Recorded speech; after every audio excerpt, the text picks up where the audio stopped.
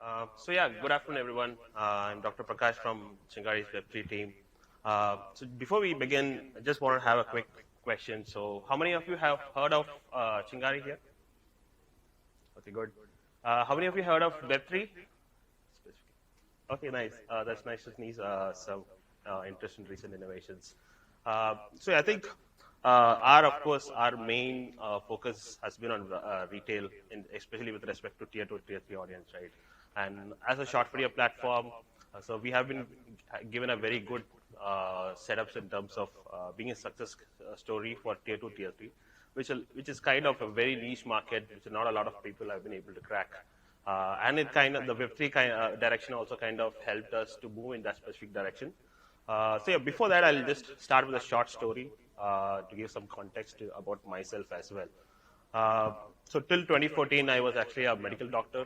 You could call it like my Web 1 days, where I was more into problem solving at a one-on-one basis. But of course, later on, I wanted to be a one-to-many problem solver of sorts. That's when kind of drove into technology. So at the time when people were literally asking where I would be setting up my next clinic, I actually took a year off and spent learning in tech. I did my medical engineering at IIT Kharagpur, doing my master's, where I had the chance to learn different verticals, competing with engineers in the core technology and products as well. So this kind of gave me skin in the game in terms of learning any kind of tech and building good products. So back in Bangalore, of course, and after that, after being to many other places in Europe as well during my master's. And later on, kind of explored different articles like AI and product building as well. And during this period as well, of course, all of us remember the pandemic times. That 1 year was literally like in terms of 3 years for a lot of people, because we had a lot of time in our hand at home learning newer stuff. So a lot of people were actually holding on to the jobs. I did the reverse in terms of I quit full time from being a medtech person to consulting. And I actually that was the point I actually realized you could actually build products out of the three currencies, right? So that was kind of curious. So a lot of people, of course, look at it just from the price point aspect. So since 2019, I had the chance to kind of build specific products, work with engineers, and getting hands dirty in terms of shipping code as well. I think these are the main things that one needs to do to understand newer technology. Otherwise, it's always going to be around what you hear in the traditional news, right? So that gave me kind of exposure to building on specific ecosystems, starting with Solana specifically, right? And so during the entire of 21, I kind of had the opportunity to work with Solana Foundation and the Solana Labs people as well. So that kind of gave me, in terms of how the ecosystem was evolving, in terms of scalable L1s. When I say L1s, of course, referring to the blockchains, right? That kind of enable innovative apps to run on them. Older ones doesn't allow the tech to kind of evolve in terms of specific applications to build on top of them.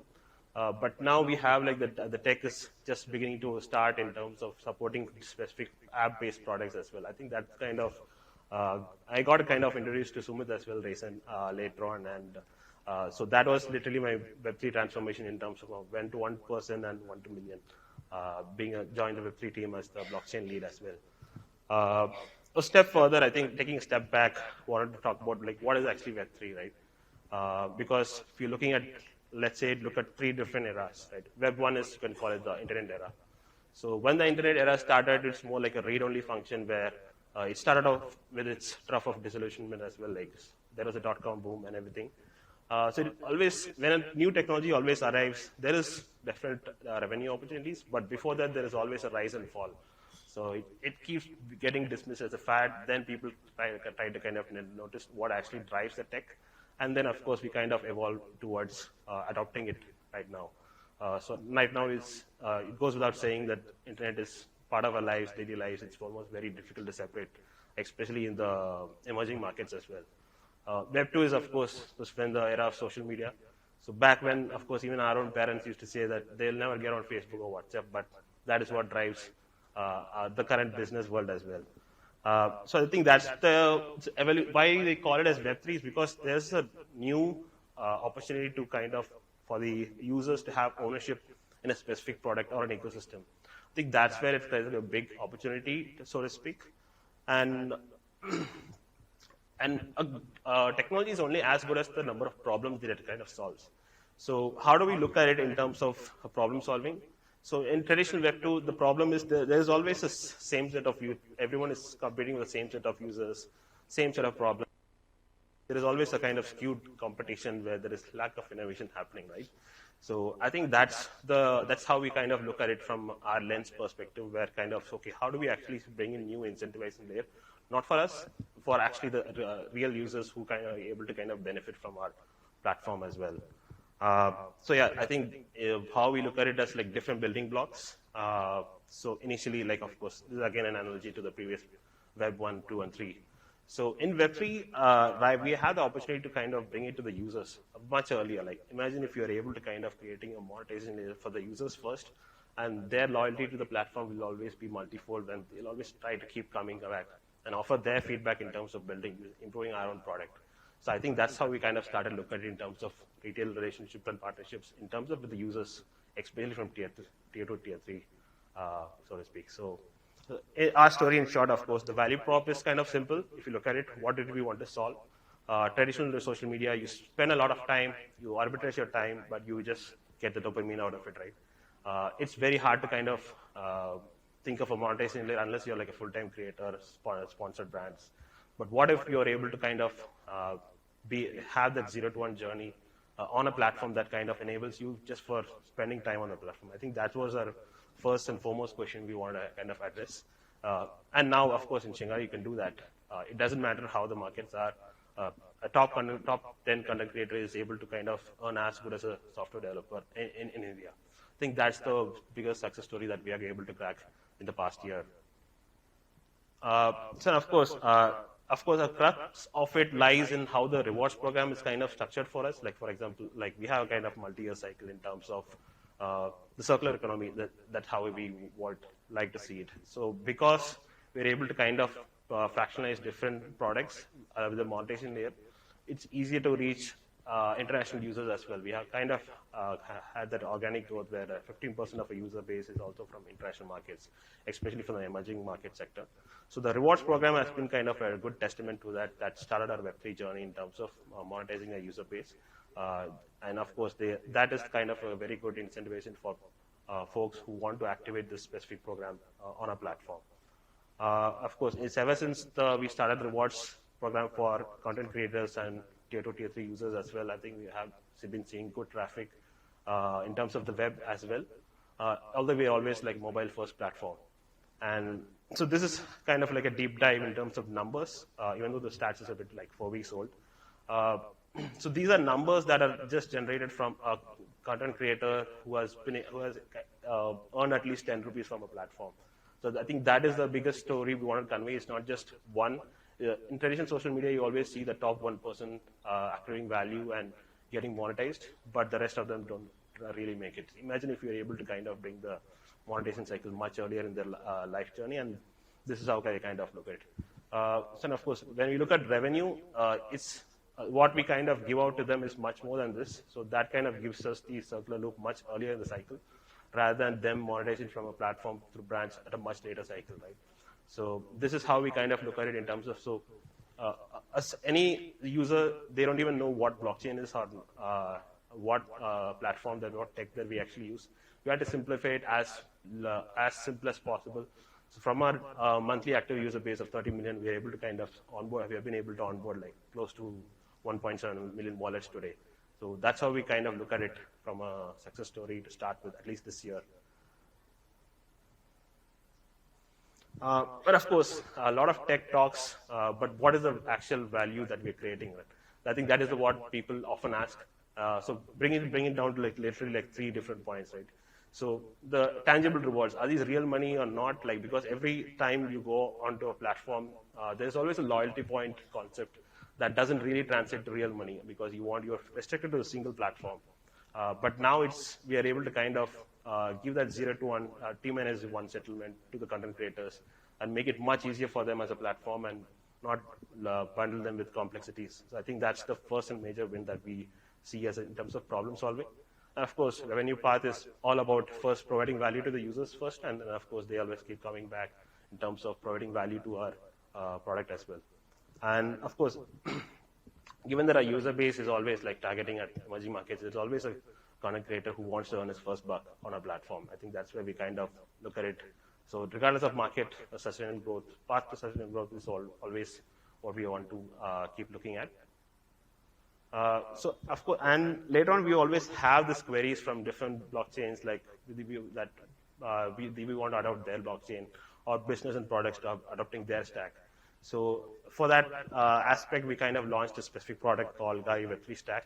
So this kind of helps us to also partner with a lot of companies per se, and also replicates the success of Chingari with other partner platforms as well. Of course, so this term was coined out, GWS coined about from our CEO Sumit. And how we look at it, again, kind of bringing back to the previous point, right? The democratic opportunity is not just for the users.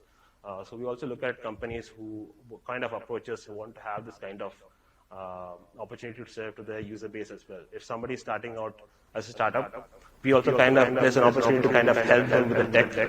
I think that is very crucial in terms of democratizing not just the the platform, as well as the tech in terms of open sourcing it to our partners. I think that is the biggest step that we'll kind of achieve in the near run. But of course, in just picking one example, partners wanting to collaborate with us in terms of the rewards program, that is possible. So all they have to do is reach out to us, get the mining APIs in the tech stack, and whatever we run on a platform, it can be enabled on their platform as well. And of course, rewards is just one aspect. We have multiple other products in terms of NFT Launchpad. This is also kind of synonymous with a lot of people in the country right now. We can also help them with Launchpad and staking and community voice, of course. And the next biggest opportunity that we see is like Web3 ads. So that I'll come back to this as well. And the biggest misconception is that, of course, the main offering is to kind of educate our partners as well in terms of what are the legalities and how they could operate. So they don't need to go through the pain of launching their own Web3 stack. We kind of solve it for them from a legal perspective first, and the products can become like a plug-and-play kind of a service where they can enable for their own platform through their own branding as well. I think this is one of my favorites, how we look at it in terms of Web3 ad experiences. I think down the road, we are going to have a lot of privacy standards set up. And cookieless marketing is also going to be one of the biggest tech that's going to take over. So how do we direct ads without knowing as little about the user? So this is going to affect KYC really differently because this will also kind of set a new standards in terms of from KYC to just know your wallet. So that could be a direction that people will be looking at if we could help their onboarding a lot easier, and of course knowing as little about the users and their history as well. But there's a good opportunity here because performance marketing is not just about how much data banking you can get from the users.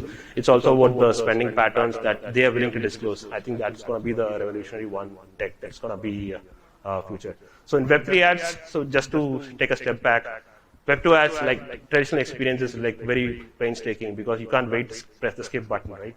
So in the new ads that we're kind of piloting with like at least close to 20 companies right now, is how do we incentivize the users in real time for watching an ad and receiving rewards in real time, which they can exchange for real money.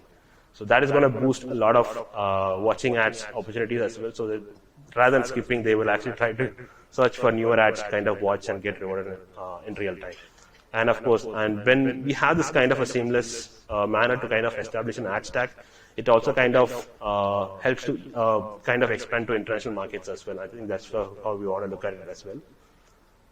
In terms of verticals, of course, we don't want to be the only social media. We want to bring a lot of social medias enabling the stack. Of course, performance marketing and ads is also going to be one of the verticals that we're kind of looking to innovate. E-commerce and hospitality industry, that goes without saying. With the live marketing, live commerce is going to be the biggest vertical that we're going to be building in the next year. And other aspect is also the education industry. I think that's so Web3 education is very crucial, not just for the technology people. It's also crucial for the retail users, whether it's like they're from tier 1 or 2 or 3, right? So so far we have seen of people selling courses for learning very different technology stack. But now, I think now we are also seeing this trend shift towards learn and earn at the same time. So that is going to be really huge in terms of incentivizing the user as they learn, and of course getting rewarded in NFT certificates. So that's also going to be a change in trend that we kind of see. And we have some partners with us who are looking to expand in this direction as well. Of course, this is a rockstar team, and of course, our early backers. So they are from the land of Facebook. They could have chosen to invest in any specific company in their own land, but they chose to bet big on India, and I think that's a kind of big grateful turn and shout out to them as well, who has been supporting us through our journey. And in fact, they coined the term legal engineering because they have spent a lot of like close to a decade in the US, and in fact they daily battles in the SEC and it literally sits them in their office. So they're pretty well versed in their experience, and we kind of bank on their experience as well in terms of educating our partners in terms of legalities as well. And of course, there's always going to be a question of why would they choose us? Why would our partner choose us than approach a blockchain that is already doing this? But here's the thing. So a blockchain is always going to be focusing on infrastructures and as many first-party products to build on their stack. But they will not have the bandwidth and expert in terms of product and business expertise. And of course, we also have this advantage to be multi-chain. And a lot of L1s reached out to us in the past year. We kind of said no to them. And we also say no to exclusivity, mainly because it allows us to explore different problem statements and kind of tackle them from a very unique perspective.